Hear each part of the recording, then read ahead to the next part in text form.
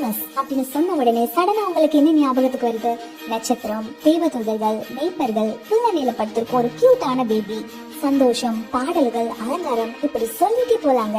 இந்த எல்லாத்தையும் நம்ம ஒவ்வொரு வருஷமும் கேட்டுதான் இருக்கோம். ஆனா இந்த கதையில ஒரு சின்ன விஷயம் இருக்கு. தேவதூதர்கள் மேய்ப்பர்கள் இடத்துல சொன்ன அடையாளம் என்ன? நீங்கள் ஒரு குழந்தையை காண்பீர்கள், அது துணிகளால சுற்றப்பட்டு புல்லணையில படுத்திருக்கும். நம்ம கண்ணுக்கு இது ரொம்ப சாதாரணமாக தான் தோணும். குழந்தைனா துணியில தானே சுற்றி இருப்பாங்க, இதுல என்ன பெரிய விஷயம் இருக்கு அப்படின்னு கூட நினைப்போம். ஆனா அந்த காலத்து மேய்ப்பர்களுக்கு இந்த வார்த்தைகள் சாதாரணமானது இல்ல.